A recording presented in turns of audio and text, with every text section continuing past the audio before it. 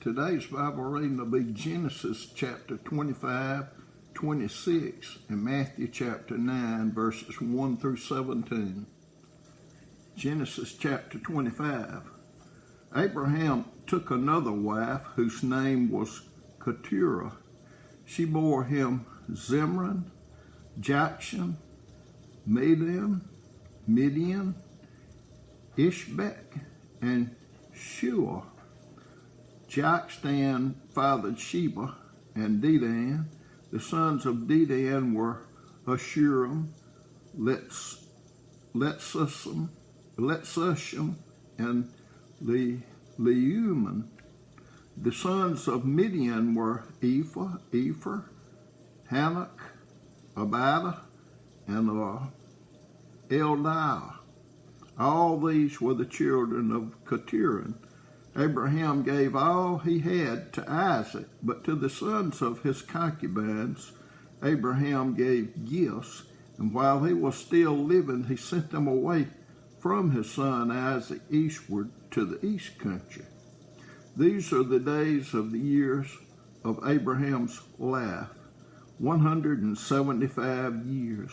Abraham breathed his last and died in a good old age, an old man and full of years, and was gathered to his people. Isaac and Ishmael, his sons, buried him in the cave of Machpelah in the field of Ephron, the son of Zohar the Hittite, east of Mamre, the field that Abraham purchased from the Hittites. There Abraham was buried with Sarah, his wife. After the death of Abraham, God blessed Isaac, his son, and Isaac settled at Beer-lahai-roi. These are the generations of Ishmael, Abraham's son, whom Hagar the Egyptian, Sarah's servant, bore to Abraham. These are the names of the sons of Ishmael, named in the order of their birth. Debaoth, the firstborn of Ishmael, and Kedar, Adbeel, Mibsam, and Mishma, Duma, Massa, Hadad, Tema, Jetur, Japheth, and Kedemah. These are the sons of Ishmael, and these are their names, by their villages and by their encampments. 12 princes according to their tribes. These are the years of the life of Ishmael, 137 years. He breathed his last and died, and was gathered to his people. They settled from Havilah to Shur, which is opposite Egypt, in the direction of Assyria. He settled over against all his kinsmen. These are the generations of Isaac, Abraham's son. Abraham followed Isaac, and Isaac was 40 years old when he took Rebekah, the daughter of Bethuel the Aramean of Padan Aram, the sister of Laban the Aramean, to be his wife.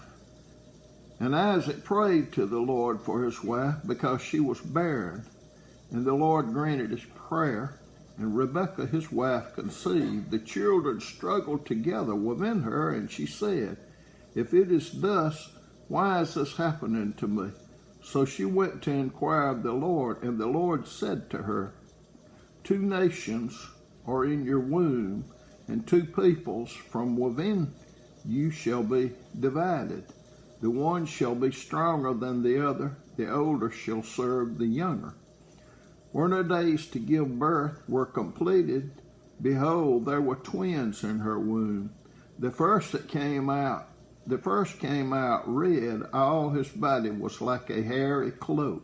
So they called his name Esau. Afterward, his brother came out with his hand holding Esau's heel. So his name was called Jacob. Isaac was 60 years old when she bore them. When the boys grew up, Esau was a skillful hunter, a man of the field, while Jacob was a quiet man, dwelling in tents. Isaac loved Esau because he ate of his game, but Rebekah loved Jacob. Once when Jacob was cooking stew, Esau came in from the field, and he was exhausted. And Esau said to Jacob, "Let me eat some of that red stew, for I am exhausted." Therefore his name was called Edom. Jacob said, "Sell your birthright now." Esau said, "I'm about to die. Of what use is a birthright to me?" Jacob said, "Swear to me now." So he swore to him and sold his birthright to Jacob. Then Jacob gave Esau bread and lentil stew, and he ate and drank and rose and went his way. Thus Esau despised his birthright. Genesis chapter 26. Now there was a famine in the land, besides the former famine that was in the days of Abraham. And Isaac went to Gerar, to Abimelech, king of the Philistines. And the Lord appeared to him and said, "Do not go down to Egypt.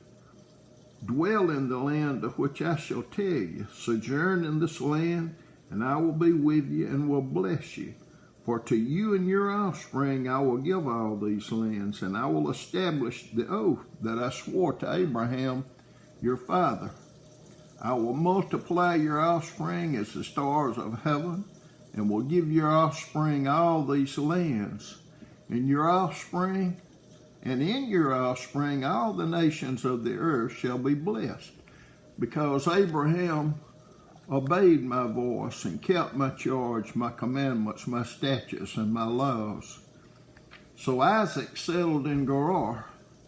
When the men of the place asked him about his wife, he said, "She is my sister."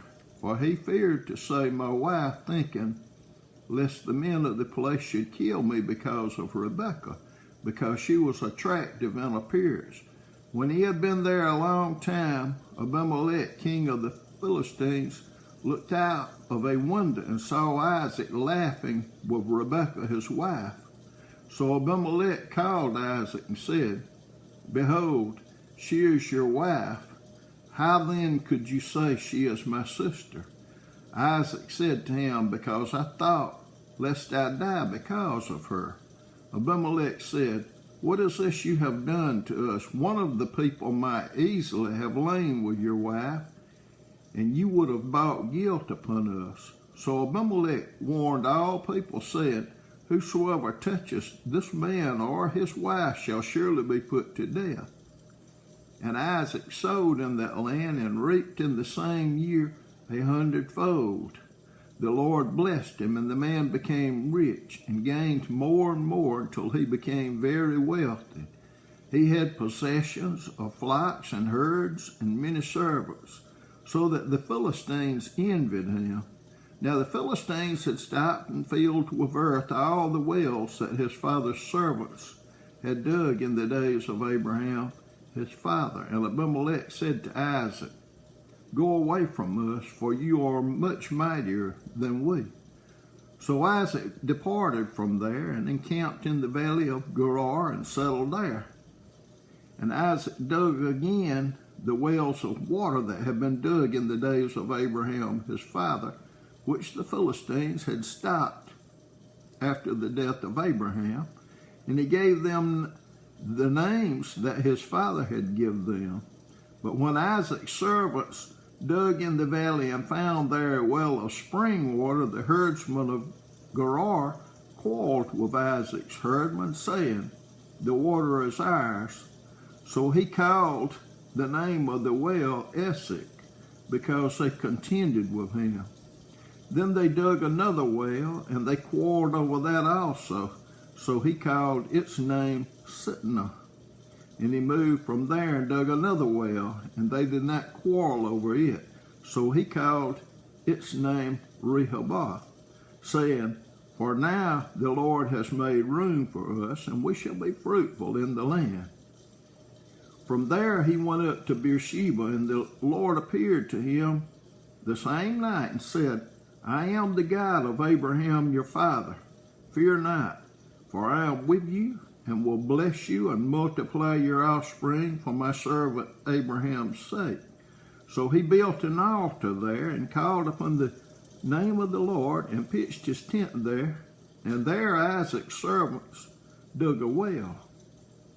When Abimelech went to him from Gerar with Ahuzzath, his advisor, and Phicol, the commander of his army, Isaac said to them, "Why have you come to me, seeing that you hate me, and have sent me away from you?"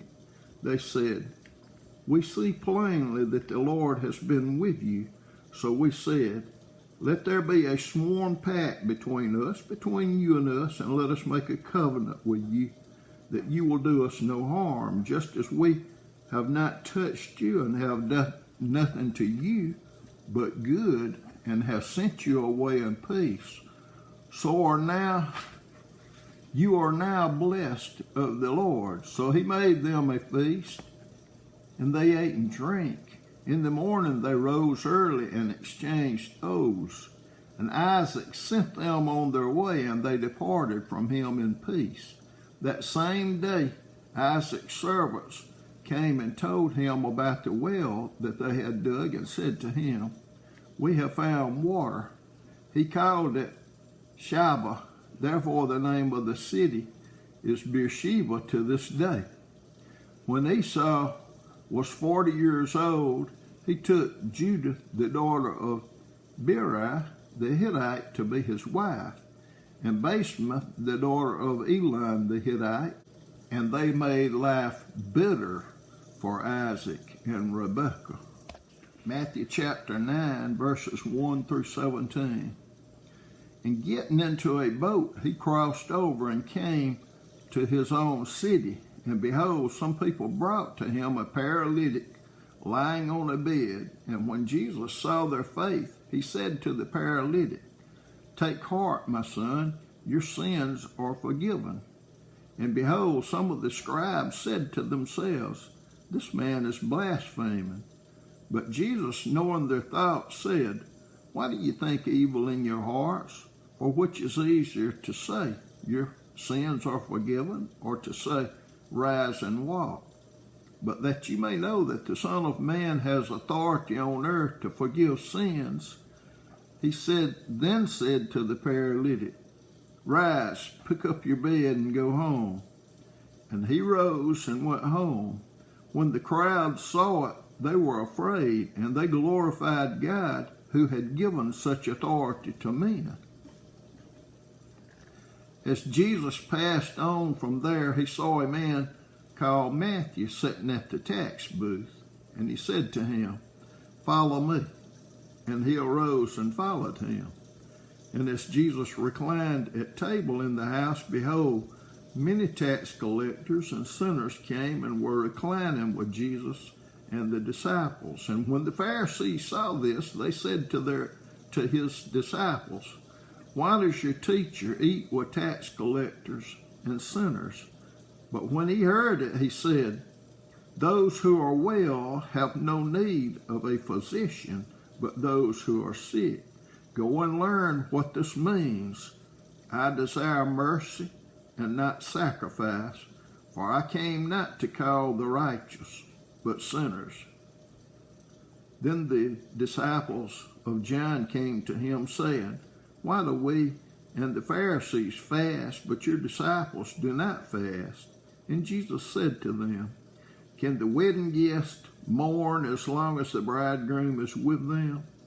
The days will come when the bridegroom is taken away from them, and then they will fast. No one puts a piece of unshrunk cloth on an old garment, for the patch tears away from the garment, and a worse tear is made. Neither is new wine put into old wineskins. If it is, the skins burst, and the wine is spilled, and the skins are destroyed. But new wine is put into fresh wineskins, and so both are preserved."